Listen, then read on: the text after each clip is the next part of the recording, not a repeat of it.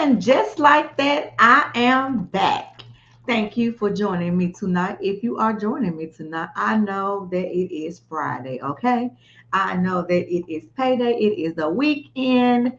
Many of you are curled up, you got your good dinner, you just ready to unwind and just live for the weekend. I know. But as promised, I am back tonight to do a recap on this week's mini series, okay? Because I got to be a woman of my word. I got to do what I said. I know we're going to get through this, right? And I ain't going to even keep you long. I'm going to let you enjoy your Netflix and chilling tonight with your wine and your snacks and all your good things because I'm going to join you shortly, okay? So, as always, I am your host for tonight. And I just jumped on to briefly give you the recap of this week's podcast, right? So, this week we started a mini series on the waiting period. You say, what is the waiting period? That means you haven't watched other videos, right? So, if you have not watched the videos from this week, Monday, Tuesday, Wednesday, and Thursday, do yourself a favor and go back and watch the videos and drop down in the comments and say you're watching the replay so you can get caught up on what we are talking about this week, right? Because we are going to continue into next week. So, the waiting period, what is the waiting period? The waiting period is the process of time in between the process, preparation, and the promise. Now, that can go a lot of ways. Well, for me, on this journey, we are talking about the journey to kingdom marriage and kingdom spouse, kingdom, all things kingdom, right? We are preparing for that kingdom spouse and that kingdom marriage, right? So that is our journey on the waiting period, right? So I stated earlier this week that even though we've done the work, we've done the process, we've made ourselves whole, we did all the things that they tell you to do before you go into marriage. But guess what? It still may be a waiting period.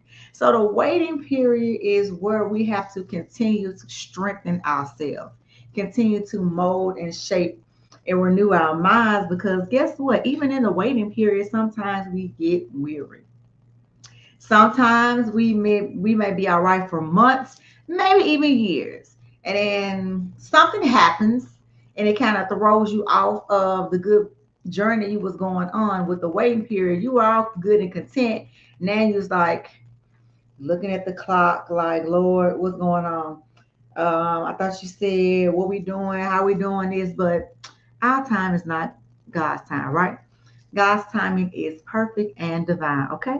So this week, what did we talk about then in the waiting period? So this week, I gave you three key things that we worked on this week and we talked about, right?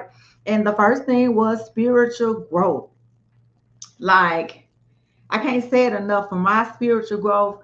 One of the things that the Lord took me through during this journey is learning how to fast and pray, bringing me closer to Him, being able to hear Him more clearly doing fasting and praying. I didn't think that, doing the fast that I was going to get out of it what I did, but it made me want to just tune out the world, tune out social media. I didn't really want to talk on the phone. I just wanted to be just at peace about it. And that was one of the biggest things that I got out of spiritual growth, right? Then we talked about personal growth, identifying your passions and purpose and stuff, developing emotional maturity, discovering what brings you joy, and becoming the kind of person who can love well.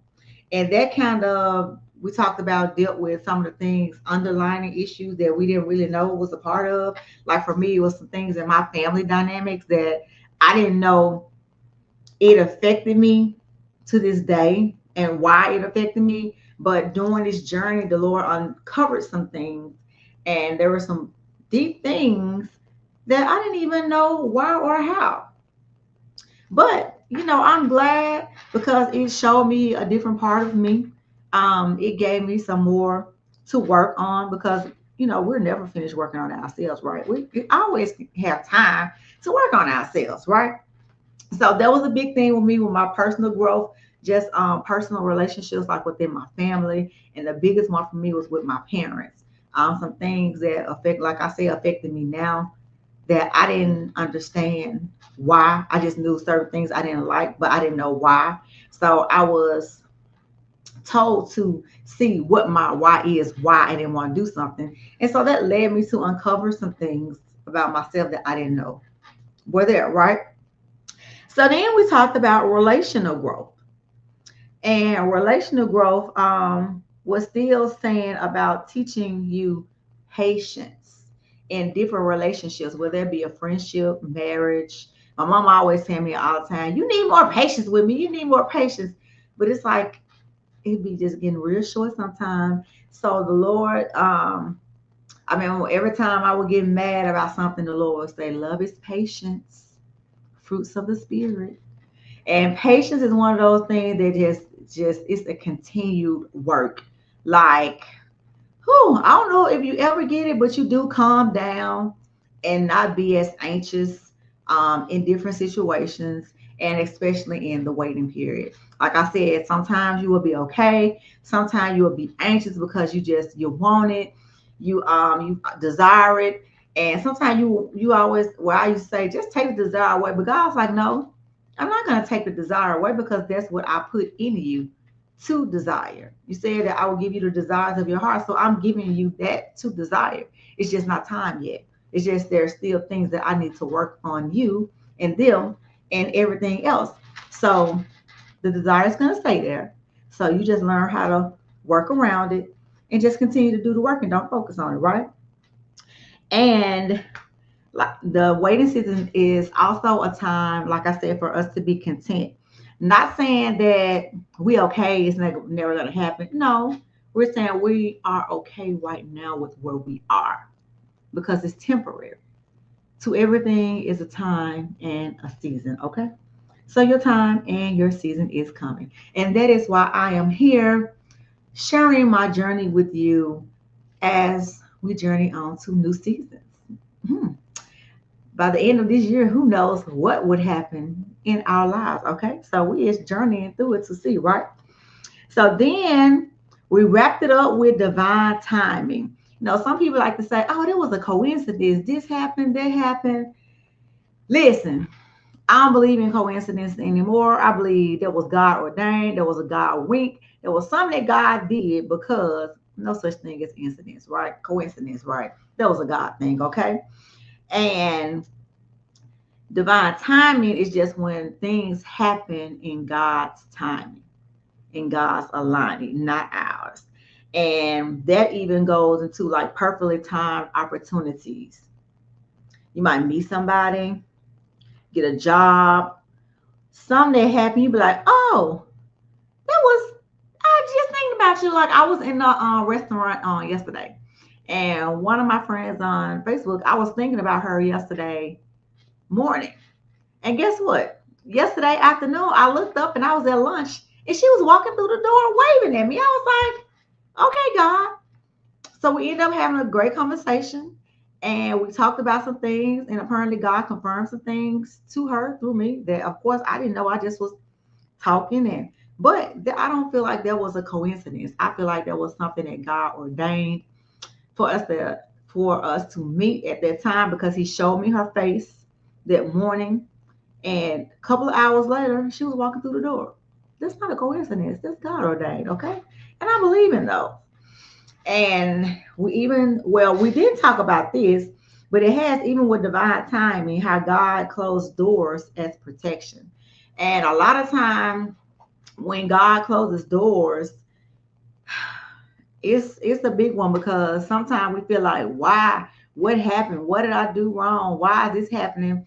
And a lot of times it's not because you have done something wrong or something is bad or not for you. Sometimes it's not the time for it, so God will close the door to delay the time. And sometimes God will close the door to put you on track, right? So I was walking in the park on yesterday, I think. And so the part that I walk on, when I got to this certain area, it was like two long roads. And I always walk the road on the right. So I was walking down, I was coming up to the roads. And as I chose the right road, I looked at the other road and I was like, God, this year within these first 6 months, God has, when I say realigned my life, to I mean realigned it. Um, it's been so much that has happened in just these first 6 months of my life that everything has completely changed, right? January, I started a new church. I had to leave my old church that I was at for over 23 years and join a new church. February, I had to get released from my job that I was at. And people say, when you got released, no, you got fired. No, I got released. God made them release me, and they looked at me crazy, right? So let me tell you this quick story. Here I go telling y'all my business already. So in February, I was talking to my aunt, and I was telling her about these different opportunities that had came, and she was like, "Well, you're not gonna be able to do all that, still work in the office, and still do hair and all this other kind of stuff." I was like, "Well, yeah, if I had to choose, the office would be the first thing to go because I don't, that's not what I want to do. I just was helping my sister out." It wasn't even 7 days. That was on a Tuesday. On that Sunday, I went to this church, and the lady told me, "Dana, you are going to see it before the spring." I said, "Okay." That Monday, no, let me take that back. Let me go back. My auntie said that Tuesday. By that Sunday, I was walking out of the house and had my TV on. And Bishop Bronner, he said, I mean, his voice was so clear, like me and him was just standing here talking. He said, "Their job didn't fire you. God made them release you." I said, "Oh." So I walked on out the house, got to church, talked to one of my church members. She was telling me about something was going on in her job. She thought they was going to fire her, this, that, and the other. So she was like, "Okay." I said, "Well, let me tell you this. I just heard this preacher on the radio, on the TV before I left, and he was talking about how the job didn't fire you, God made them release you. Sometimes we won't leave a place that we are at, and God has to push us out. He has to make us uncomfortable so we will move because he knows that we're not going to move on our own, right? So maybe the Lord is, setting you up for you something greater than where you are." So she said, "Yeah, you're right." Y'all, I ain't lying to y'all. That was that Sunday. That Monday, I got to work, and my sister told me, "Well, I'm trying to rearrange some things in the office, so I'm going to go ahead and have to get you to train somebody and leave that in about 6 to 8 weeks." I was like, "Oh Lord, okay." So the preacher was talking to me. He wasn't talking to her. I done gave a lady the message at church, but he was talking to me. And I was like, "Oh my God." But I still didn't realize it at that point, right?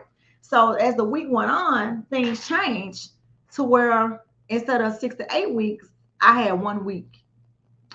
And I got called in the office, and she said that "I don't know what God has for you on the other side of this, but it is big." She said, "For the last 2 weeks, God has continued to tell me, I need you to release her.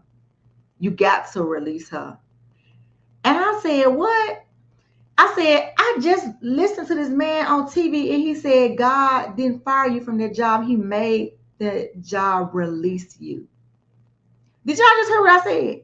The Lord told me that Sunday before that the job didn't fire you. He made them release me, and he made the lady, my sister, release me that next week. That's not a coincidence. That was God. February was that job. March, I had met a group of people that did loans and stuff, and I ended up meeting with them, not knowing that I was going to end up closing a salon down that I had in a partnership for over 10 years and opening up my own all in March. So did you hear me? February January was the church. February was the job. March was the salon. April, I opened a new salon. May, I started working in the salon. 5 months this year. Those are not coincidences. So I said that also to say about closing doors. He closed all of those doors in those places and opened up new doors. And why? Which brings me to the next one. Well, this part of it too, because I feel like that was God's divine alignment. I feel like when I was walking and I looked at those two roads, I feel like God, what He did was He picked me up off of this road that I was on, going to this church, working this job, working this hair salon. Nope, it stopped. It's time not for that anymore. I got something else for you now. Now it's time to shift. It's time to move. He took me from there, picked me up, and put me on a whole new road because of why? His divine timing. I don't know what's going to happen for the rest of the year, but for now, I'm on a whole new path, and it was all according to God's divine timing and alignment, right? Still in the waiting period. So even while you are waiting, God is still working. It may not seem like He is working, but I promise you He is, because I know. He sends us little God winks to let us know. And then, like I heard, okay, here's the next one: inner nudges and synchrons. Repeated numbers, dreams, or coincidences that can be signs that you're in sync with divine flow. One of my numbers that I seen last year, I continued to see the number 1111. If I looked on the clock, if I looked on my TV, if I looked on Facebook, I mean, I just kept seeing the number 1111. And it was talking about things for 2025. Now, this was last year. It kept talking about things for 2025. This was going to happen. This is going to happen. This is going to happen. And when I say 2025 came in, and it's been still the 1111, and that means that I am on the right path, even in the waiting period. So my waiting will not be in vain. Just like your waiting will not be in vain. It will not. God is going to give you the promises that He has in His time. So while we are still waiting, we are surrendering. And it says spiritually, it's about surrendering control and aligning your actions with faith. You still move forward, you still plan, you still prepare and grow, but you release the pressure to force outcomes. As one source puts it, divine timing is universal truth that everything, and I do mean everything, occurs exactly when it is supposed to. It is a rhythm and not a race, okay? And when you learn to trust God, replace peace with panic, then you will be able to handle the waiting period like never before. So I just stopped by to give you a recap and to give you a little encouragement to make it on through the weekend about being in the waiting period. And also, I got one little thing left, okay? I was on Facebook earlier and I seen this. And the Lord said, read it at the end of your podcast tonight, okay? So you know I got to do what He told me to do, right? So let me pull it up for you and I'm gonna let y'all go. Now, when you come back and watch the replay, please drop down in the comments and let me know that you watched the replay, okay? And until then, let me give you this. So I am in this group and it's called Dear Future Wives, right? So someone posted this today. It says, Dear singles, the person you marry is a preview of the future you're stepping into. Love is beautiful, but choosing blindly can cost you deeply. Don't let emotions blind your judgment. Attraction may start a relationship, but it takes character, quality, communication, commitment, responsibility, vision, and purpose to sustain a marriage. Marriage isn't just about who makes your heart race, it's about who aligns with your destiny. A wise choice in a partner brings peace, progress, and purpose, and a foolish one can bring pain, delay, and distraction. Don't just marry who looks good, marry who is good for your soul, your future, your children, and your calling. Love with sense, Pray with insight. Decide with clarity because who you choose today can either build or break the life you dreamed of tomorrow. Marinate on that and continue to wait. Wait well in the waiting period. Until next week, I'll see you then.